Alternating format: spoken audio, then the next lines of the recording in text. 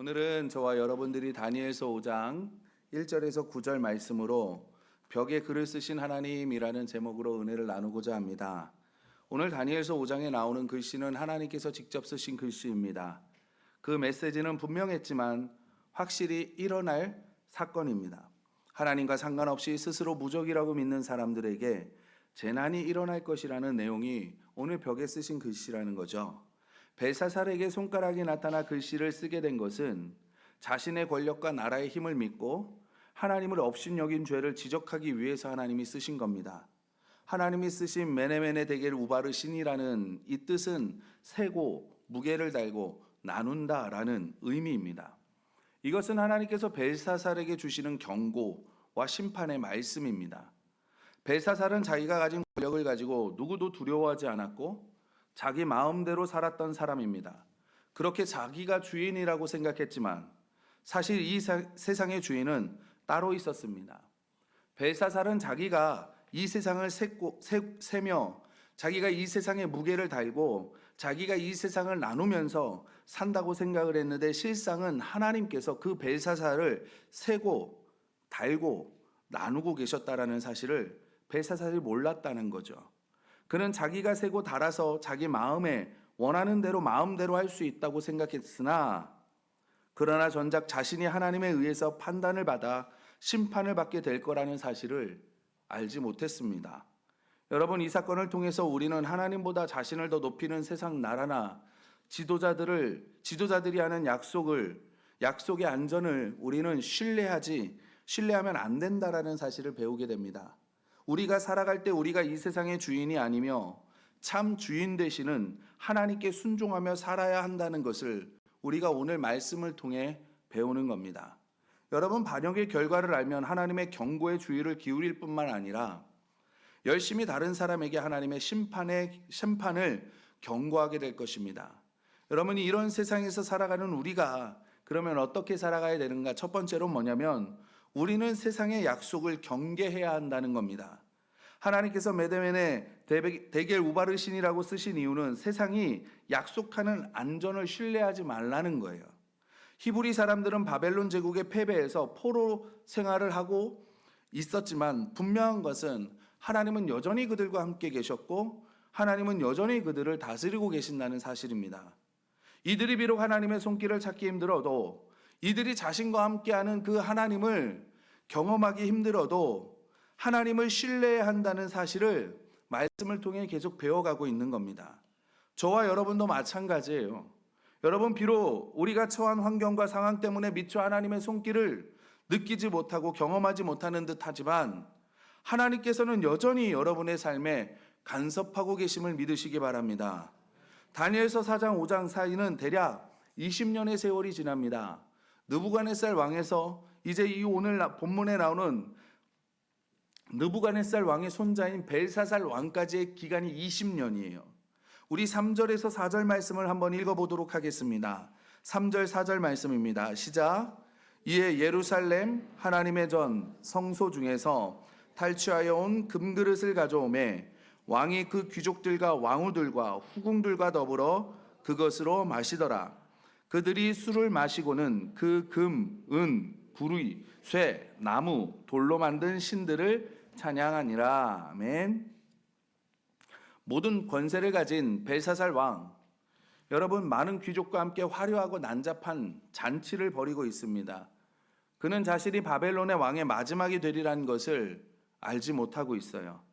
벨사살 왕은 환락을 멈출 줄 몰랐습니다.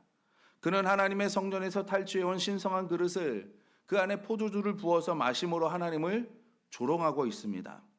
술에 취해 인사불성이 된 벨사살은 예루살렘 성전에서 탈취해온 기구들, 금은 그릇을 가져와서 술을 마시면서 하나님을 조롱하고 더 나아가서 우상숭배의 죄까지 더하고 있는 거예요. 여러분, 벨사살은 유대인의 하나님을 조롱하고 바벨론의 신들의 우월성을 찬양하려고 일부러 그런 것이었습니다. 여러분, 그는 하나님의 거룩한 기구들을 한밤의 유흥을 위해 내어놓음으로써 하나님을 구경거리로 만들어버렸어요. 이유는 간단합니다. 그들의 승리가 그가 섬기는 거짓 신들의 능력이라고 생각했고 그것을 자랑하고픈 마음에서 그랬던 것 같습니다. 그러나 결과적으로 왕은 자기 권세와 거짓 신들을 의지함으로써 자기 인생의 가장 큰 실수를 범하고 있습니다. 잠언에 보면 이런 말씀이 있습니다. 불량하고 악한 자는 구부러진 말을 하고 다니며 눈짓을 하며 발로 뜻을 보이며 손가락질을 하며 그의 마음에 패역을 품으며 항상 악을 꾀하여 다툼을 일으키는 자라. 그러므로 그의 재앙이 갑자기 내려 당장에 멸망하여 살릴 길이 없다라고 잠언서가 말합니다. 여러분, 바벨론 사람들은 자신들에게 심판이 다가오고 있다는 것을 꿈에도 모른 채 잔치를 벌이고 있는 거예요. 죄는 우리에게도 똑같이 일을 합니다. 우리를 둔하게 만들고 어리석게 만들어버리는 거예요. 그러다가 갑자기 벨사살 왕이 현실을 직시하기 시작해요. 바로 벽에 글자가 쓰여졌기 때문입니다. 벨사살은 그 글자를 보며 불안함에 무엇이든지 붙잡으려고 했습니다. 가장 처음 생각난 건 뭐냐면 자기가 섬기는 신을 위해 일하는 사람들, 유대인으로 말하면 히브리 사람들로 말하면 제사장과 같은 레위인과 같은 사람들을 부르는 거예요. 술객과 갈대아 술사와 점쟁이와 지혜자들을 부릅니다. 그리고 벽에 쓰인 글씨를 해석해 주면 명예와 부와 지위를 내가 너희에게 주겠다라고 약속을 해요. 그러나 아무도 그 글을 해석하는 자가 없었습니다. 결국 벨사살은 불안함에 얼굴빛이 변하게 되고 많은 사람들이 그 벨사살 왕을 보며 놀라게 되는 겁니다. 왜냐하면 자기 권세, 자기가 붙들고 있었던 것, 자기의 명예, 자기의 나라가 그리고 나에게 힘이 되어주는 군사력이 결코 나의 안전을 약속할 수 없다라는 것을 깨닫기 시작했기 때문입니다. 여러분, 하나님은 벨사살이 하나님을 모독하고 무시하는 행동 가운데에도 불구하고 침묵하셨어요. 천둥이나 번개와 같은 권능의 모습으로 나타나지 않으셨습니다. 하나님의 나타나는 것은 벽에 글씨를 쓰는 손가락의 모습으로 나타나셨어요. 여기에 벽에 쓰신 글자는 뭐냐면 하나님의 말씀을 상징합니다. 하나님의 말씀으로 겉으로 보기에는 아무 능력이 없고 세상의 조롱에 대해 무기력한 것 같습니다. 그러나 벨사살은 이 손가락의 말씀대로 패망하여 죽음을 당하게 됩니다. 벨사살이 지금 자신의 세력을 과시하며 자신이 세상을 마음대로 다스리는 것처럼 생각을 했지만 결국 그도 하나님의 손에 있었던 거예요. 하나님께서 그를 세어보고 계셨고 무게를 달아보고 계셨다라는 겁니다. 하나님께서는 저 멀리 계셔서 세상이 그들 마음대로 돌아가도록 그대로 내버려 두시는 하나님이 아니세요. 이 세상은 언제나 하나님의 통치 아래 있음을 믿으시기 바랍니다. 하나님이 세상에서 무시당하고 무능력하게 보일지라도 여러분, 하나님께서 아무런 활동도 하지 않으시는 게 결코 아니라는 거예요. 하나님은 지금도 세고 계십니다. 지금도 달고 계십니다. 지금도 나누시면서 언제나 세상의 일을 그 장중에 붙들고 계시고 유지하고 지탱하고 계신다는 거예요. 따라서 우리는 항상 하나님의 주권을 잊지 말고 인내와 믿음과 소망을 가지고 살아가시기를 바랍니다. 하나님은 결코 만홀히 여기시는 분이 아니십니다. 두 번째로 여러분, 교만을 경계해야 합니다. 하나님은 자기를 대적해 우리 자신을 높이지 말라고 경고하십니다. 아무도 벽에 쓰인 글자를 해석하지 못하는 그때에 왕의 데비가 다니엘을 벨사살 왕에게 청구하게 돼요. 그래서 다니엘은 벽에 쓰인 글을 해석하기 위해 왕의 앞에 서게 됩니다. 벨사살은 다니엘에게 그의 무능한 점쟁이들이 실패한 사실을 설명하면서 벽에 쓰인 글씨를 내가 만약 해석을 하면 내가 부귀영화를 너에게 주겠다라고 약속을 합니다. 그러나 다니엘은 무례하지 않으면서도 분명하게 그것을 거절해요.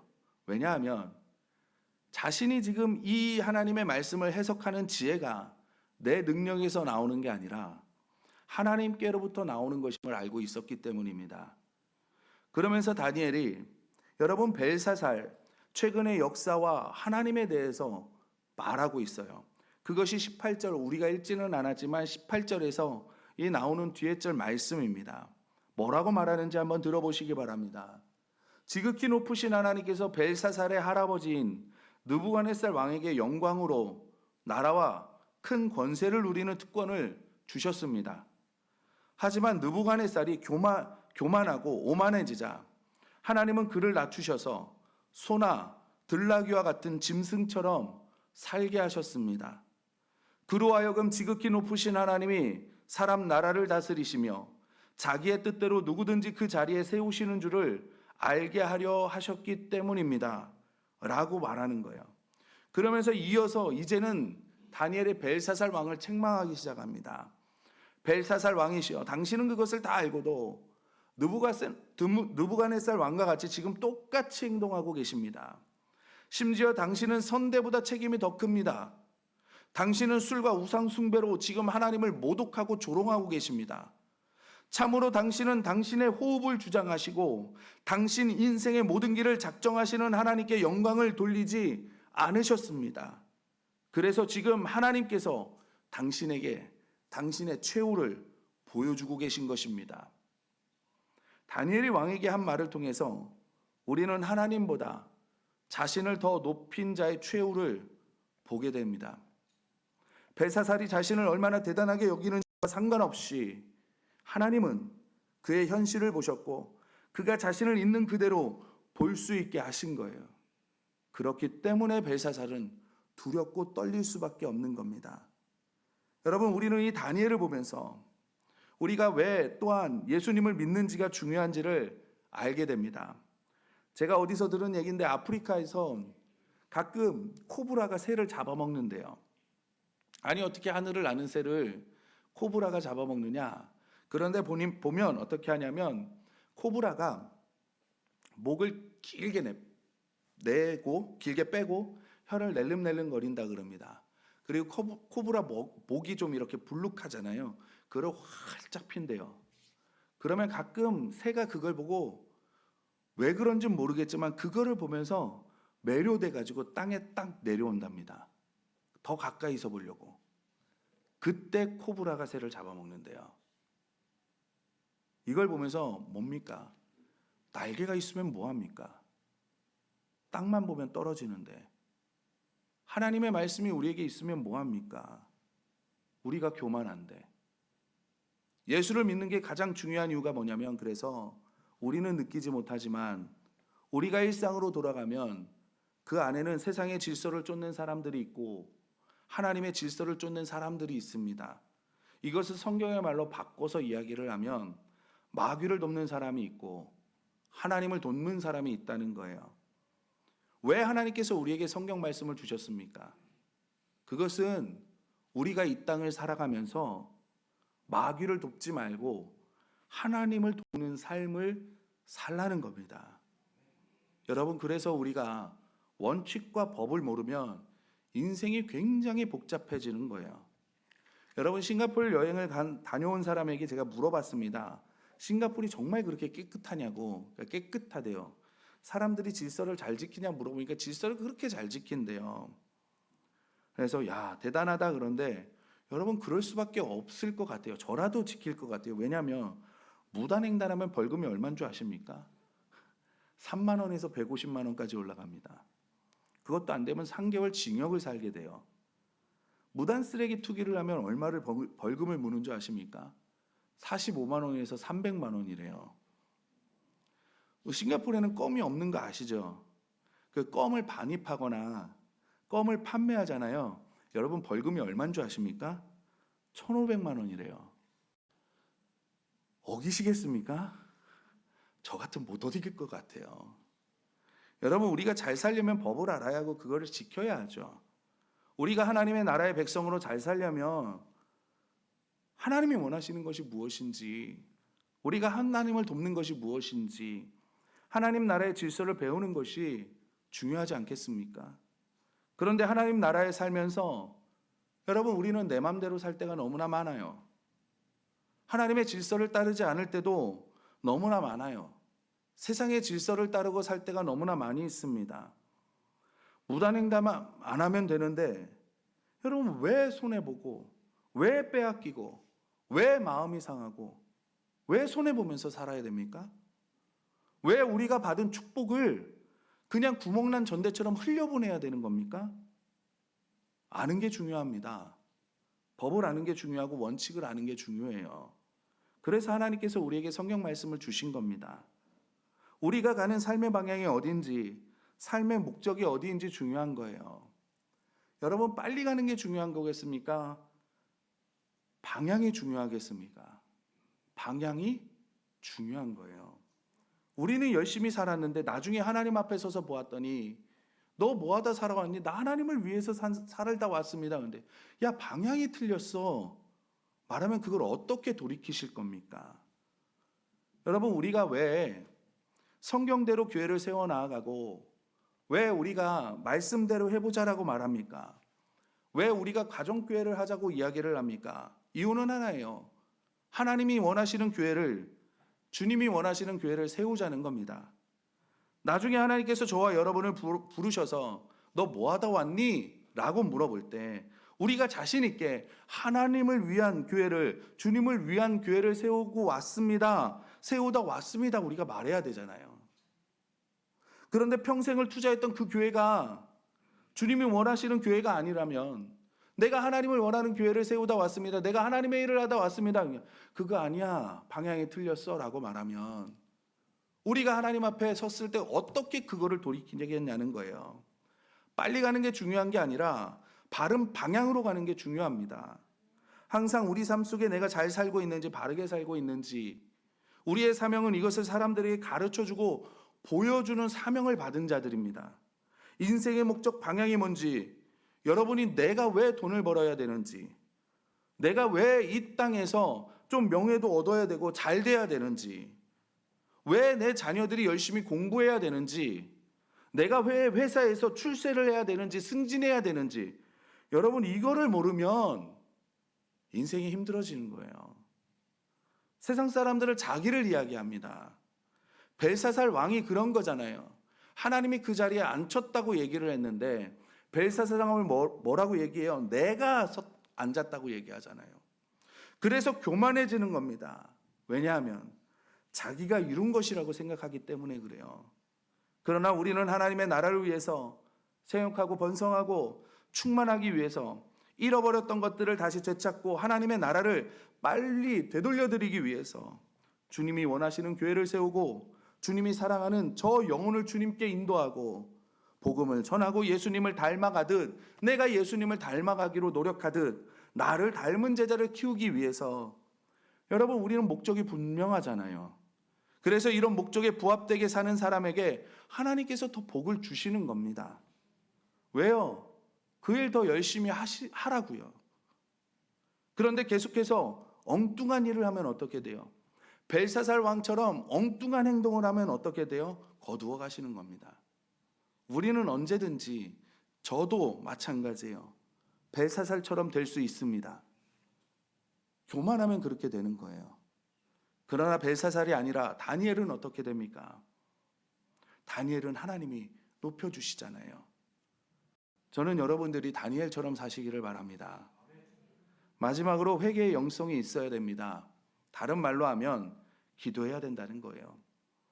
이제 잔치는 끝났습니다. 지극히 높으신 하나님이 벨사살을 끌어내리시고 메대 사람 다리오라고 불리우는 새로운 군주 고레스 왕을 세우게 됩니다. 30절 31절 말씀입니다. 그날의 밤에 갈대아 왕 벨사살이 죽임을 당하였고 메대 사람 다리오가 나라를 얻었는데 그때 다리오는 62세였더라. 아멘. 벨사살은 자신의 교만, 오만, 신성모독, 우상숭배의 죄를 회개하는 모습을 전혀 보이지 않았습니다. 반면 다니엘은 어떻게 됩니까? 29절 말씀에 뭐라 그러냐면 이에 벨사살이 명하여 그들이 다니엘에게 자주색 옷을 입히게 하며 금사슬을 그의 목에 걸어주고 그를 위하여 조서를 내려 나라의 셋째 통치자로 삼으니라. 그 말을 해석하고 나서 하나님은 다니엘을 높여주시고 어떻게 합니까? 벨사살은 그날 저녁에 죽습니다. 하나님은 신실한 자신의 종을 높이십니다. 하나님은 다니엘을 제하시는 게 아니라 너는 나이가 많으니 제해라, 너는 뒤에 가라 말씀하지 않으시고 바벨론 제국의 세 번째 통치자가 되게 하십니다. 벨사사랑 이후에 여러분 유대인 포로 중에 다니엘처럼 높임을 받은 사람이 없어요. 그러나 그 권세는 솔직히 말하면 오래가지 못하는 것처럼 보여집니다. 왜냐하면 마치 파산하는 회사가 다음날 파산인데 그 전날에 너 부사장해 라고 높여주는 것과 비슷하거든요. 그날 저녁에 벨사살은 죽습니다. 그런데 다니엘은 세 번째 통치자가 되죠. 근데 벨사살은 다니엘로부터 그렇게 쓰인 글자를 해석받은 후 그날 죽고 벨사살은 지극히 높으신 하나님을 모욕하고 조롱한 것. 그는 자기 죄를 대면했음에도 회개하지 않는 거예요. 그러니까 우리가 여러분 우리의 죄를 대면했을 때 하나님 앞에 회개하며 나아가야 된다는 겁니다. 우리가 생각하기에는 너무나 벨사살 왕의 죽음이 급작스러운 죽음이지만 그날 낮까지만 해도 1000명의 귀족들과 함께 산의 진미를 쌓아놓고 즐기던 벨사살이 바로 그날 밤에 죽임을 당하고 그 나라가 이젠 갈대아 사람들에게서 메대 사람들로 바뀌게 되어지는, 여러분 이같이 세상의 권력은 사상 누각 같아서요, 하나님께서 치시면 그날로 무너질 수 있는 겁니다. 세상에 스스로 영원히 지속되는 것은 없습니다. 모두가 다 하나님의 장중에 달려 있는 거예요. 하나님도 벨사살 왕에게 기회를 주신 겁니다. 다니엘을 통해서 하나님이 어떤 계획을 가지고 계시고 어떤 뜻이 있는지를 보여주신 거예요. 그러나 보여주셨지만 느부갓네살 왕은 하나님이 보여주셨을 때 그나마 회개하며 나아가 회개라도 했지. 벨사살 왕은 어떻게 했습니까? 끝까지 교만했던 겁니다. 절대 회개하지 않았어요. 절대 하나님 앞에 무릎 꿇지 않았습니다. 그리고 하나님께서는 이미 선지자들을 통해서 바벨론 제국의 운명을 예언하셨습니다. 이사야를 통해서, 예레미야를 통해서 하나님의 말씀은 어김없이 그대로 이루어집니다. 1.1획도 틀림없이 그대로 이루어집니다. 그러나 사람들은 그 실행이 조금 더디게 나타난다고 안심하고 하나님의 말씀이 내게는 이루어지지 않을 것처럼 생각하고 행동하죠. 그건 거짓말이야. 그거는 사람이 지어낸 말이야. 그것은 우화야. 그것은 이야기야. 그러면서 사람들은 성경의 진리를 무시하고 따르지 않습니다. 그런 세상의 외침 속에 저와 여러분은 어떻게 행동합니까?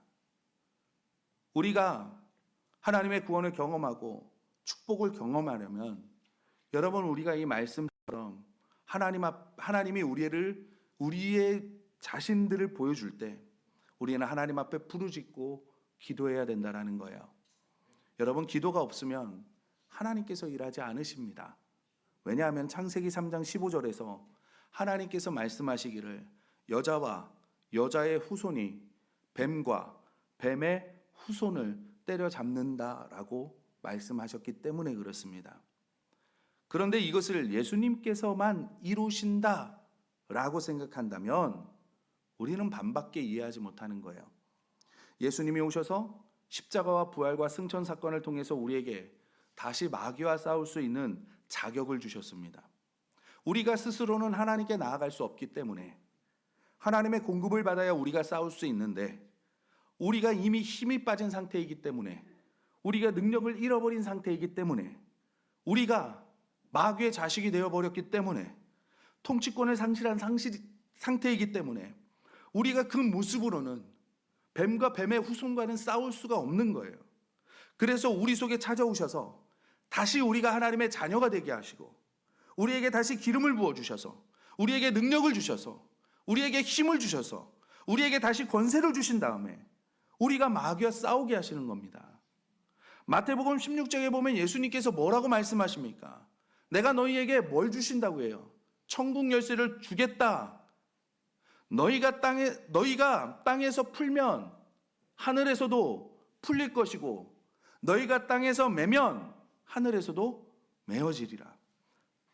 여러분 왜 기도하지 않으면 안 되냐면 땅에서 누군가가 작업을 해야 하나님께서 해주신다는 거예요. 만약 예수님께서 혼자 해결하실 거면 그냥 2000년 전에 하셨죠. 왜 지금까지 이것을 미루고 오셨겠습니까? 그러나 예수님은 사람을 통해서 일하셔야 되기 때문에, 하나님께서 그렇게 약속하셨기 때문에, 여자와 여자의 후손을 통해서 해야 하셨기 때문에 하나님께서는 2000년까지 지금 계속 지연시키고 계시는 거예요. 그러니까 여러분, 누가 일어나야 되겠습니까? 누가요? 하나님의 사람들이요. 하나님의 사람들이 일어나야죠. 여러분, 그런 사람들이 누구입니까? 저 사람이에요? 옆교회 사람들이에요? 김 권사님, 박 권사님, 이 장로님, 박 장로님이에요? 하나님의 사람이 누구예요? 나잖아요. 아니세요? 하나님의 사람 아니십니까? 내가 하나님의 사람이잖아요. 그런 사람들이 하는 첫 번째가 뭐냐면 기도라는 거예요. 하나님이 이 문제를 해결해 주십시오. 하나님이 이 어려움을 해결해 주십시오. 우리가 우리 입으로 말하기 시작하면 묶였던 문제들이 풀어진다니까요. 묶여야 되는 일들, 근데 풀어진 일들이 다시 묶인다니까요. 우리가 기도로 선포하는 게 그래서 중요한 겁니다. 그런데 우리가 그것을 자꾸만 풀어야 될 일을 매버리면 하늘도 매버린다니까요. 그래서 제가 선포되는 말씀 중에 부정적인 말씀 하시지 마시라. 왜 그런 말씀 하시냐? 남을 공격하는 말씀 하시지 마시라. 왜 그런 겁니까? 남을 공격하는 언어, 상처 주는 말, 여러분 이거 하지 말라는 거예요. 왜요? 자꾸 하나님의 약속을 말하고 믿음의 언어를 사용하고 주신 소망 약속을 붙잡아야 되기 때문에, 여러분 왜 하나님은 풀려고 하시는데 왜 여러분이 그것을 묶으려고 하십니까? 왜 하나님은 하나님의 일을 하려고 하는데, 왜 하나님의 질서를 따라서 하나님의 것을 이루려고 하시는데 왜 우리가 마귀를 돕는 일을 합니까? 여러분이 하지 않으셔도 도울 사람 많아요.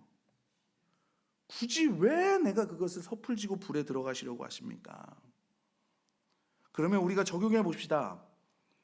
저와 여러분의 가정에 삶의 현장에 어려움을 당했습니다. 어떻게 해야 합니까? 다시 처음부터 말씀드려야 됩니까? 우리 처음으로 다시 할까요? 다시 여쭤볼게요.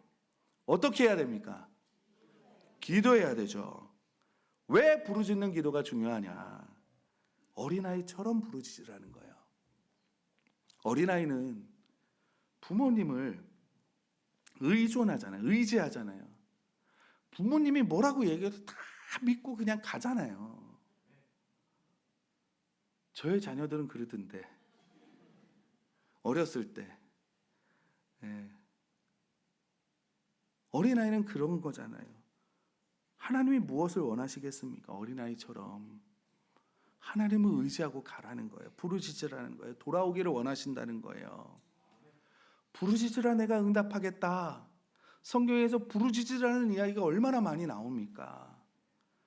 하나님의 이름을 부르는 일들이 얼마나 많이 있습니까? 여러분, 아브라함이 제단을 쌓고 여호와의 이름을 불렀더라. 여러분, 노아가 홍수가 다 지나간 다음에 제단을 쌓고 여호와의 이름을 불렀더라. 생각해 보십시오. 여러분, 노아를 생각해 보십시오. 홍수가 지나간 다음에 길이 깨끗합니까? 아니잖아요. 우리도 홍수가 지나간 다음에 어떤 모습이 되는지 알잖아요. 이거는 역대급이에요. 역대급. 이전에도 없었고 이후에도 없을 일이에요. 그걸 노아가 경험한 거예요. 얼마나 많은 시체들이 있었고, 얼마나 많은 흙탕물이 있었고, 얼마나 많은 것들이 눈에 보여지겠습니까? 그런데 그곳에 제단을 쌓고 여호와의 이름을 불렀더라. 그런데 이 히브리어로 카라라는 말을 쓰는데 이게 어떤 의미를 가지냐면, 이 카라라는 이름은 잊어버려도 돼요. 단어는 잊어버려도 되는데, 아브라함이 부르짖은 거, 노아가 부르짖었다는 것은 기억하셔야 됩니다. 이게 어떤 의미냐면 부르짖었다, 호소하다, 간절히 기도하다라는 뜻을 가지고 있어요. 그래서 부르짖는 기도가 중요하다는 거예요. 여러분, 우리의 환경이요, 이건 하나님의 부르심입니다. 하나님의 사인이에요. 하나님의 콜링입니다. 내가 널 찾는다. 내가 널 부른다. 빨리 돌아와라. 빨리 내게 와라. 부르심의 그 부르심이라는 거예요. 근데 그 부르심에 하나님께 응답하는 방법이 뭐라고요? 문제 때문에 부르짖는 거예요. 기도라는 겁니다. 그 문제 자체가 하나님의 부르심이거든요. 그 문제를 풀기 위해서 나는 어떻게 해야 된다고요? 기도해야 된다고요. 그 기도를 통해서 여러분의 삶에서 하나님이 역사하시기를 주님의 이름으로 소원합니다.